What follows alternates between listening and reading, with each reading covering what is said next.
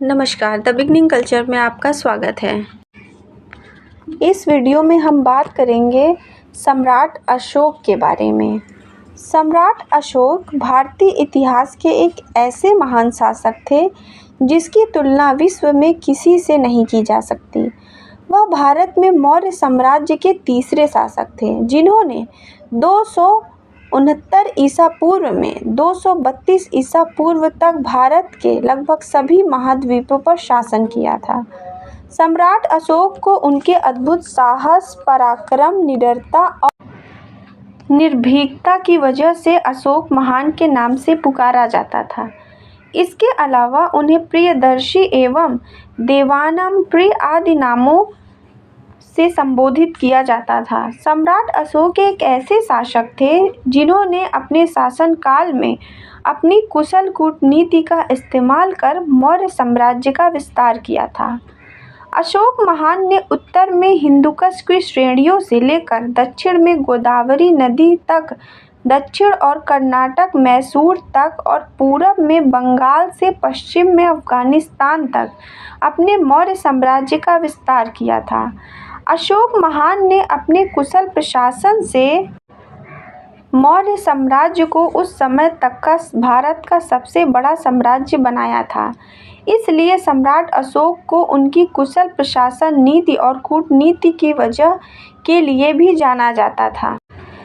सम्राट अशोक बौद्ध धर्म से अत्यधिक प्रभावित थे। उन्होंने बौद्ध धर्म के विचारों को लोगों तक पहुंचाने के लिए काफ़ी प्रयास किए।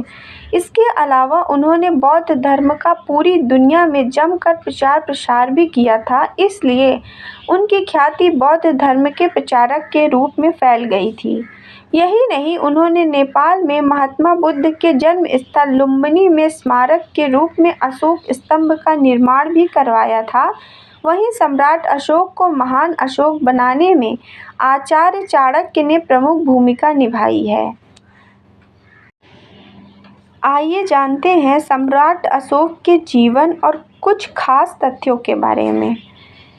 इतिहास के सबसे शक्तिशाली और ताकतवर योद्धाओं में से एक सम्राट अशोक करीब 304 ईसा पूर्व में मौर्य साम्राज्य के संस्थापक चंद्रगुप्त मौर्य के पोते के रूप में बिहार के पाटलिपुत्र में जन्मे थे।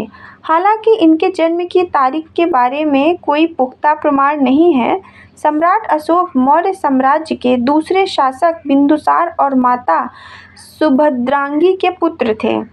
अशोक के पिता की लंका की परंपरा के मुताबिक करीब 16 पटरानियां और 101 पुत्र थे। वहीं उनके 100 पुत्रों में से केवल अशोक, तिष्य और सुसीम का ही उल्लेख इतिहास के पन्नों में मिलता है। सम्राट अशोक का पूरा नाम देवानंप्रिय अशोक मौर्य राजा प्रियदर्शी देवताओं का पितृ था। वे मौर्य साम्राज्य के तीसरा निडर और निर्भीक राजा माने जाते थे। वहीं ऐसा माना जाता है कि सम्राट अशोक को एक कुशल और महान सम्राट बनाने में आचार्य चाणक्य का बहुत बड़ा योगदान रहा। आचार्य चाणक्य ने उनके अंदर एक महान शासक के सारे गुण विकसित किए थे। राजवंश परिवार में पैदा हुए सम्राट अशोक बचपन से ही बेहद प्रतिभावान और तीव्र बुद्धि के बालक थे। शुरू से ही उनके अंदर युद्ध और सैन्य कौशल के गुण दिखाई देने लगे थे। उनके इस गुण को निखारने के लिए उन्हें शाही प्रशिक्षण भी दिया गया था। इसके साथ ही सम्राट अशोक तीरंदाजी में ही शुरू से ही कुशल थे, इसलिए वे एक उच्च श्रेणी के शिकारी भी कहलाते थे। भारतीय इतिहास के इस महान योद्धा के अंदर लकड़ी की एक छड़ी से ही एक शेर को मारने की अद्भुत क्षमता थी। सम्राट अशोक एक जिंदा दिल शिकारी और साहसी योद्धा भी थे। उनके इसी गुणों के कारण उन्हें इस समय मौर्य साम्राज्य के अवंती में हो रहे दंगों को रोकने के लिए भेजा गया था। सम्राट अशोक की विलक्षण प्रतिभा की वजह से ही वे बेहद कम उम्र में ही अपने पिता के राजकाज को संभालने लगे थे। वे अपनी प्रजा का भी बेहद ख्याल रखते थे। इसी वजह से वो अपने प्रजा के चहेते शासक भी थे। वहीं सम्राट अशोक की विलक्षण प्रतिभा और अच्छे सैन्य गुणों की वजह से उनके पिता बिंदुसार भी उनसे बेहद प्रभावित थे। इसलिए उन्होंने सम्राट अशोक को बेहद कम उम्र में ही मौर्य वंश की राजगद्दी सौंप दी थी। जब अशोक के बड़े भाई सुसीम अवंती की राजधानी उज्जैन के प्रांतपाल थे, उसी दौरान अवंती में हो रहे विद्रोह में भारतीय और यूनानी मूल के लोगों के बीच दंगा भड़क उठा, जिसको देखते हुए राजा बिंदुसार ने अपने पुत्र अशोक को इस विद्रोह को दबाने के लिए भेजा। जिसके बाद अशोक ने अपनी कुशल रणनीति अपनाते हुए इस विद्रोह को शांत किया, जिससे प्रभावित होकर राजा बिंदुसार ने सम्राट अशोक को मौर्य वंश का शासक नियुक्त कर दिया।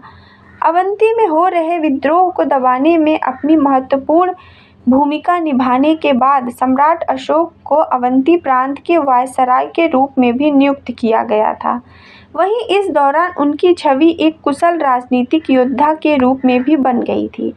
इसके बाद करीब 272 ईसा पूर्व में सम्राट अशोक के पिता बिंदुसार की मौत हो गई। वहीं इसके बाद सम्राट अशोक के राजा बनाए जाने को लेकर सम्राट अशोक और उनके सौतेले भाइयों के बीच घमासान युद्ध हुआ। इसी दौरान सम्राट अशोक की शादी विदिशा की बेहद सुंदर राजकुमारी शाक्या कुमारी से हुई। शादी के बाद दोनों को महेंद्र और संघमित्रा नाम की संतानें भी प्राप्त हुई। कुछ इतिहासकारों के मुताबिक 268 ईसा पूर्व के दौरान मौर्य वंश के सम्राट अशोक ने अपने मौर्य साम्राज्य का विस्तार करने के लिए करीब 8 सालों तक युद्ध लड़ा। इस दौरान उन्होंने न सिर्फ भारत के सभी उपमहाद्वीपों तक मौर्य साम्राज्य का विस्तार किया, बल्कि भारत और ईरान की सीमा के साथ साथ अफगानिस्तान के हिंदुकुश में भी मौर्य साम्राज्य का सिक्का चलवाया। इसके अलावा महान अशोक ने दक्षिण के मैसूर, कर्नाटक और कृष्ण गोदावरी की घाटी में भी कब्जा किया। उनके साम्राज्य की राजधानी पाटलिपुत्र और साथ ही उपराजधानी तक्षशिला और उज्जैन भी थी। इस तरह सम्राट अशोक का शासन धीरे धीरे बढ़ता ही चला गया और उनका साम्राज्य उस समय तक का सबसे बड़ा भारतीय साम्राज्य बना। हालांकि सम्राट अशोक मौर्य साम्राज्य का विस्तार तमिलनाडु, श्रीलंका और केरल में करने में नाकामयाब हुआ। तकरीबन 261 ईसा पूर्व में भारतीय इतिहास के सबसे शक्तिशाली और ताकतवर योद्धा सम्राट अशोक ने अपने मौर्य साम्राज्य का विस्तार करने के लिए कलिंग राज्य पर आक्रमण कर दिया और इसके खिलाफ एक विध्वंसकारी युद्ध की घोषणा की थी। इस भीषण युद्ध में करीब 1 लाख लोगों की बेरहमी से हत्या कर दी गई। मरने वालों में सबसे ज़्यादा संख्या सैनिकों की थी। इसके साथ ही इस युद्ध में करीब 1.5 लाख लोग बुरी तरह घायल हो गए। इस तरह सम्राट अशोक कलिंग पर अपना कब्जा जमाने वाले मौर्य वंश के सबसे पहले शासक तो बन गए, लेकिन इस युद्ध में हुए भारी रक्तपात ने उन्हें हिलाकर रख दिया। कलिंग युद्ध के विध्वंसकारी युद्ध में कई सैनिक, महिलाएं और मासूम बच्चों की मौत एवं रोते बिलखते घर परिवार देखकर सम्राट अशोक का हृदय परिवर्तन हो गया। इसके बाद सम्राट अशोक ने सोचा कि ये सब लालच का दुष्परिणाम है।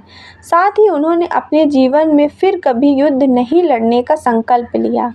263 ईसा पूर्व में मौर्य वंश के शासक सम्राट अशोक ने धर्म परिवर्तन का मन बना लिया था। उन्होंने बौद्ध धर्म अपना लिया एवं ईमानदारी, सच्चाई एवं शांति के पथ पर चलने की सीख ली और वे अहिंसा के पुजारी हो गए। बौद्ध धर्म अपनाने के बाद सम्राट अशोक एक महान शासक एवं धर्म पर योद्धा के रूप में सामने आए। इसके बाद उन्होंने अपने मौर्य साम्राज्य के सभी लोगों को अहिंसा का मार्ग अपनाने और भलाई कामों को करने की सलाह दी और उन्होंने खुद की भी कई लोकहित काम किए। साथ ही उन्हें शिकार और पशु हत्या करना पूरी तरह छोड़ दिया। हृदय परिवर्तन के बाद सम्राट अशोक ने सबसे पहले पूरे एशिया में बौद्ध धर्म का जोरों शोरों से प्रचार किया। इसके लिए उन्होंने कई धर्म ग्रंथों का सहारा लिया।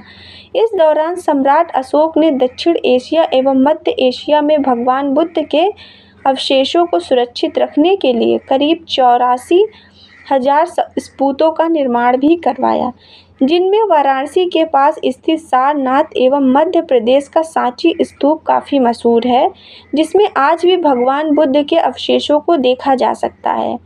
अशोका के अनुसार बुद्ध धर्म सामाजिक और राजनैतिक एकता वाला धर्म था।